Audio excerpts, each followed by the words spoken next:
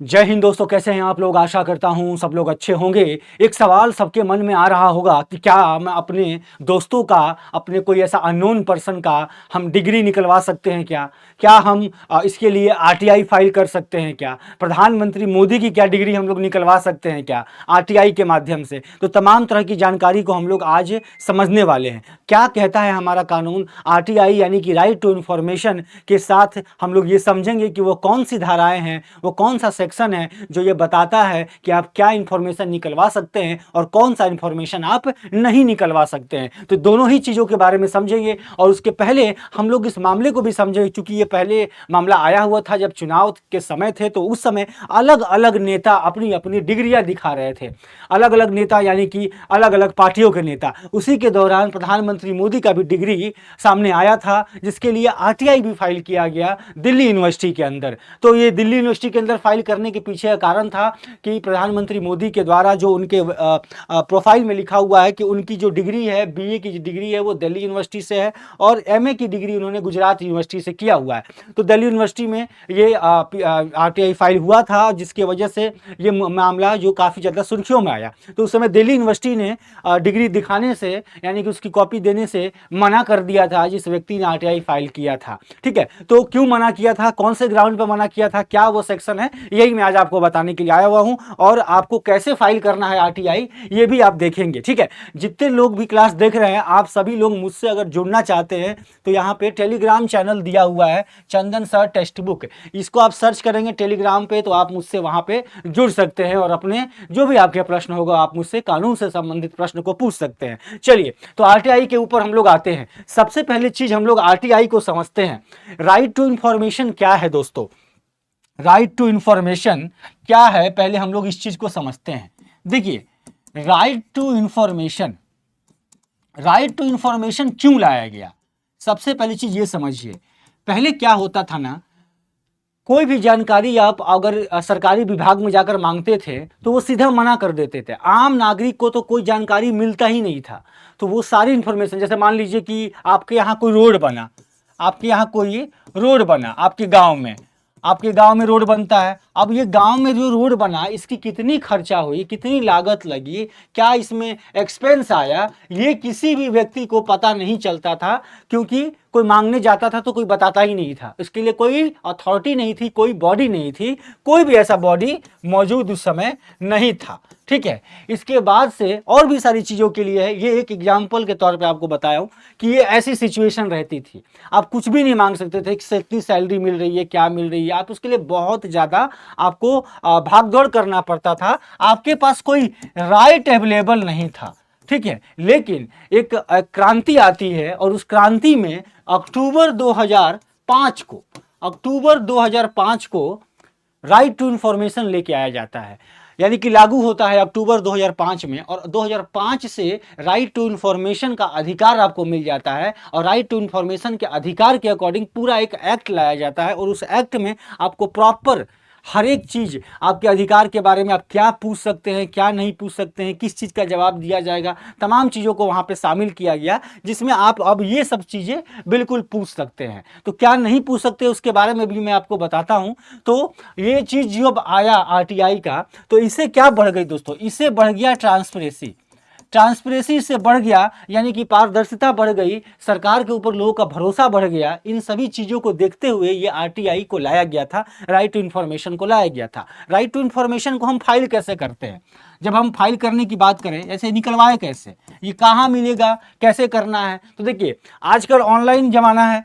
अब आपको करना क्या है, आरटीआई का अलग अलग गवर्नमेंट के वेबसाइट पर, अलग अलग जो डिपार्टमेंट के वेबसाइट है वहाँ पे आपको इसके लिंक मिल जाएंगे। यूनिवर्सिटी से कोई चीज़ निकलवाना है तो वहाँ पे आरटीआई का लिंक मिलेगा। मतलब आपको आरटीआई के पोर्टल पे जाना है, आरटीआई के आपको पोर्टल के ऊपर जाना है, वहाँ पे आपको एक एप्लीकेशन ऑनलाइन फाइल करना होता है, ऑनलाइन एप्लीकेशन फाइल करना होता है। 10 रुपये फी लगता है। ठीक है, 10 रुपये का फी लगता है आरटीआई को फाइल करने के लिए। आप एप्लीकेशन वहाँ पे जमा करते हैं, 30 दिन के अंदर, 30 डेज के अंदर आपको रिस्पांस मिलता है। इसमें कभी कभी ज़्यादा भी हो जाता है, बट ऐसा मैक्सिमम मतलब एक टाइमिंग मेंशन किया गया है कि 30 डेज के अंदर आपको ये रिस्पांस वगैरह दिया जाता है। अब क्योंकि बहुत सारे लोग हैं, जैसे आज के समय में आप देखते हैं कि कई सारे मीडिया हाउसेज हैं, जर्नलिस्ट हैं, अच्छे अच्छे शोधकर्ता है, रिसर्चर हैं, कई तरह की रिपोर्ट को लेके आते हैं। कोविड के समय में आपको याद होगा PM care funds, PM care funds का आपको याद होगा, ये जो पीएम केयर फंड था, ये फंड के ऊपर भी आरटीआई फाइल करने की गई थी कि आरटीआई ये बताएं कि पीएम केयर फंड में कितना पैसा इकट्ठा हुआ। लेकिन उस समय इसको ये कहकर डिनाई कर दिया गया कि पीएम केयर फंड आरटीआई के दायरे में नहीं आता है, आरटीआई के दायरे में नहीं आता है। तो उस समय ये नहीं बताया गया कि कितना पैसा एक्चुअल में यहाँ पे पीएम केयर फंड के अंदर कितना मनी इकट्ठा हुआ था। ठीक है, आपको याद है पीएम केयर फंड में कोविड के समय में लोग डोनेशन किए थे यहाँ पे, ताकि देश के लोगों का योगदान, उनका डेवलपमेंट हो सके, वेलफेयर हो सके, जो लोग कोविड के समय परेशान थे। तो ये सारी चीज़ें थी। ठीक है, तो ये एक सिचुएशन था। अब जाकर आरटीआई का लोगों को पता है, अब आरटीआई का लोग फायदा अब उठा रहे हैं। तो बेसिकली यहाँ पे जो सिचुएशन बना आरटीआई का, देखिए डेट याद रखिएगा 12 अक्टूबर 2005 को ये आया था। ठीक है, अब जो डेट में आई है, जो सिचुएशन है उसके बारे में आपको बता देता हूं। प्रधानमंत्री मोदी वाली जो सिचुएशन है उसमें बेसिकली जो डीयू है यानी दिल्ली यूनिवर्सिटी है, उसने मना कर दिया था देने से। उनका ये कहना था, क्यों मना किया था, कि जो किसी का भी डिग्री को इस उद्देश्य से किसी को जागरूक दिया नहीं जा सकता कि आपको अगर चाहिए, मान लीजिए आपकी जिज्ञासा है, आप इंटरेस्ट है किसी के डिग्री को लेने में, लेकिन उसे कोई पब्लिक इंटरेस्ट नहीं है, तो इस बिहाफ पर यह मना कर दिया था कि आपको ये डिग्री नहीं दी जा सकती है, नहीं बताई जा सकती है। लेकिन हुआ क्या था सिचुएशन में, आरटीआई फाइल कैसे हुआ था, तो देखिए आरटीआई फाइल किया था नीरज कुमार नाम के एक एक्टिविस्ट हैं। इन्होंने 1978 के दौरान जितने लोगों ने बीए की डिग्री पास की थी, बीए का डिग्री लिया था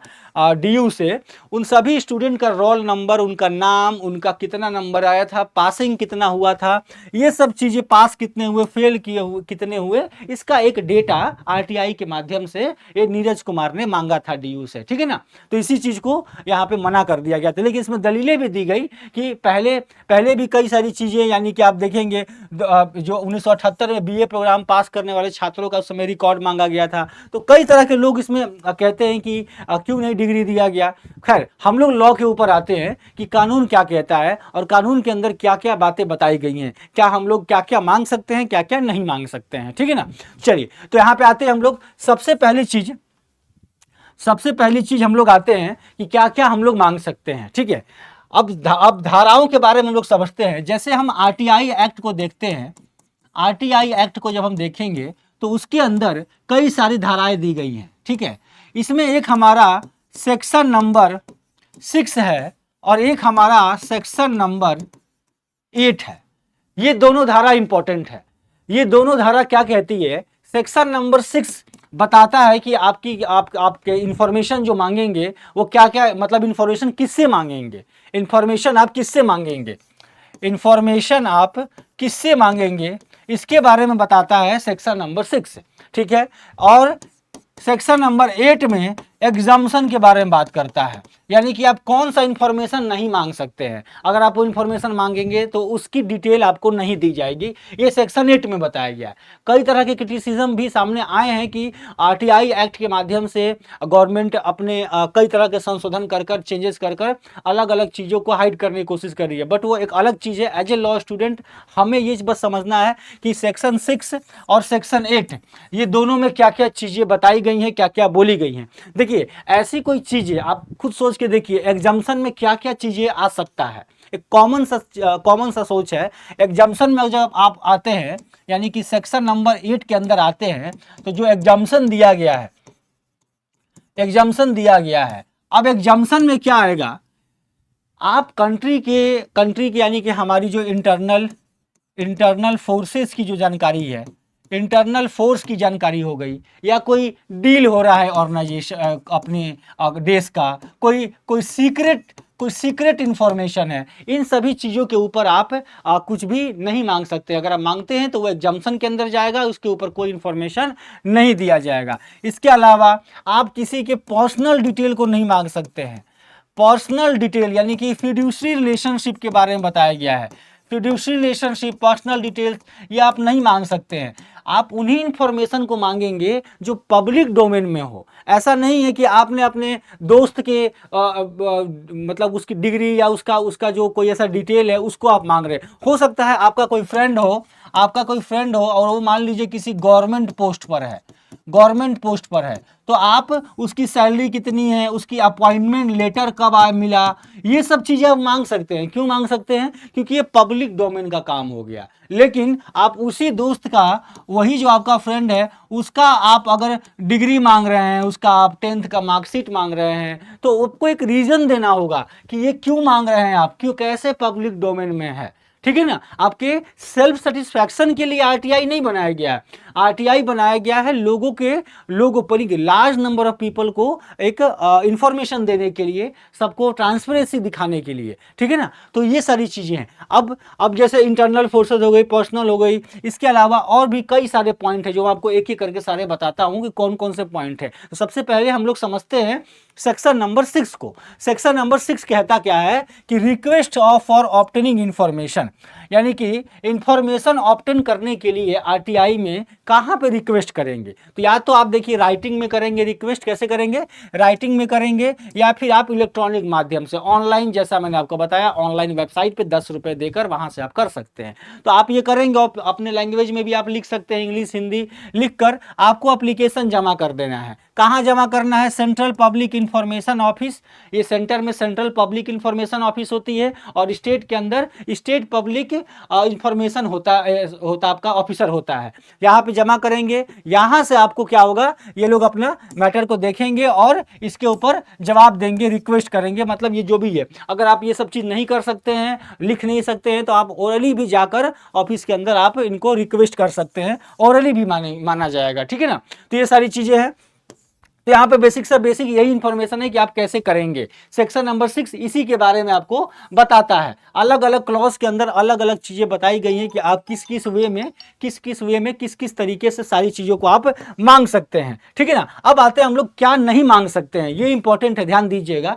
क्या नहीं मांग सकते हैं, तो एग्जाम्पशन यहाँ पे आपको मेंशन किया गया है क्या क्या नहीं मांग सकते हैं। ठीक है? अब देखिए, इंफॉर्मेशन या डिस्क्लोजर, जैसे कि आप सॉवरेनिटी हो गया, कंट्री की इंटीग्रिटी हो गई, ये आप इंफॉर्मेशन नहीं मांग सकते हैं। इंफॉर्मेशन वैसे इंफॉर्मेशन जिसको कोर्ट ने कहा है कि नहीं इसको पब्लिश ही नहीं करना है, वैसी इंफॉर्मेशन भी आप नहीं मांग सकते हैं। इंफॉर्मेशन, वैसे इंफॉर्मेशन जो प्रिविलेजेस ऑफ पार्लियामेंट की जो प्रिविलेजेस है, उसकी जो छूट है, उसको हार्म करता है, तो वो भी आप नहीं मांग सकते। इंफॉर्मेशन कॉन्फिडेंशियल हो, ट्रेड का कॉन्फिडेंशियल, कंट्री का confidential, commercial, secret, intellectual property, कई सारी चीजें हैं जो कि आप इसमें भी नहीं मांग सकते। Information available to a person, fiduciary relationship हो, उसमें भी आप नहीं मांग सकते हैं, जब तक कि आप सेटिस्फाई ना कर दें कि ये पब्लिक डोमेन में है। ठीक है ना? पब्लिक डोमेन में आप अपने पर्सनल इंफॉर्मेशन के लिए नहीं मांग सकते हैं, पब्लिक डोमेन में। इसके बाद information received in confidence from foreign government, ये भी नहीं मांग सकते हैं। इंफॉर्मेशन डिस्क्लोजर, ये जो आपका physical safety of the person, ये सारी चीजें, इंफॉर्मेशन विच यहाँ पे इन्वेस्टिगेशन हो गया, ये सब चीजें आप नहीं मांग सकते हैं। तो यहाँ पे सारी चीजें आपको मेंशन कर दी गई है। इसका जो कॉपी है क्या नहीं मांग सकते हैं, ये मैं टेलीग्राम चैनल में डाल दूंगा अपने, चंदन सर टेक्स्ट बुक, यहाँ से आप ले लेंगे। ठीक है? इसके बाद एक जो इंपॉर्टेंट पॉइंट था वो ये वाला है, 8 का जे, ये बहुत इंपॉर्टेंट है। यहाँ पे देखिए क्या मेंशन किया हुआ है। यहाँ पे 8 का जो जे है वो कहता क्या है कि information which related to personal information the disclosure of which has no relationship to any public activity. अब इसी में सब आ जाएगा, आपका दोस्त का डिग्री हो गया, प्रधानमंत्री जी का डिग्री हो गया, लेकिन वो चूंकि पब्लिक डोमेन में है तो उसके ऊपर अलग चर्चा होंगी, कोर्ट के अंदर अलग चीजें हैं, बट लॉ के हिसाब से हम उसके ऊपर कमेंट नहीं करेंगे। बट हम यहाँ पॉइंट को देखेंगे कि लॉ क्या कहता है। लॉ बेसिकली ये कहता है, 2 का जे ये कहता है कि पर्सनल इंफॉर्मेशन को डिस्क्लोज नहीं करेंगे जब तक कि उसकी पर्सनल आपको इंटरेस्ट ना शो किया जाए, पब्लिक इंटरेस्ट ना शो किया जाए। ठीक है ना? तो यहाँ पे आपको क्लियर मेंशन किया हुआ है, क्योंकि देखिए हर व्यक्ति के पास राइट टू प्राइवेसी का भी अधिकार है, और राइट टू प्राइवेसी का जो अधिकार है वो ये कहता है कि आप किसी भी पर्सन का इंफॉर्मेशन पब्लिक नहीं कर सकते हैं जब तक कि उसको नॉलेज ना हो, उसका कंसेंट ना हो। इसके अलावा आप पब्लिक डोमेन में अगर कर रहे हैं तो वो सारी चीज़ें वैलिड एक रीज़न होनी चाहिए। तो ये सारी चीज़ें यहाँ पे प्रॉपर सेक्शन 2 का जे यहाँ पे आपको प्रोटेक्ट करता है, हर एक इंडिविजुअल को प्रोटेक्ट करता है, ठीक है ना। तो यहाँ पे ये चीज़ मेंशन हुआ है। तो यानी कि आप अगर किसी और का डिग्री अगर मांगते हैं तो आपको उसके लिए, अगर आप आरटीआई फाइल करते हैं तो उसके लिए आपको एक प्रॉपर रीज़न देना होगा, पब्लिक डोमेन दिखाना होगा, तब जाकर ये सारी चीज़ें होंगी, ठीक है ना। तो चलिए यहाँ तक हमारा सेशन था। एक हमारा ऑर्गेनाइजेशन है सेंट्रल इंफॉर्मेशन कमीशन, इसको स्टैब्लिश किया गया। आरटीआई एक्ट के अंदर जितने भी आपके कंप्लेंट आते हैं, अगर वो कंप्लेंट मान लीजिए किसी ने फाइल किया, वो ग्रीवियंस है, उसको जवाब नहीं मिला, बहुत सारी प्रॉब्लम्स होती हैं, तो ऐसे इंडिविजुअल को प्रोटेक्ट करने के लिए वो व्यक्ति कहाँ जा सकता है? सेंट्रल इंफॉर्मेशन कमीशन के पास जा सकता है। ये एक नॉन कॉन्स्टिट्यूशनल बॉडी है, एक नॉन कॉन्स्टिट्यूशनल बॉडी है। 2005 के एक्ट के लिए ही, यानी आरटीआई एक्ट के लिए ही इसको स्टैब्लिश किया गया है।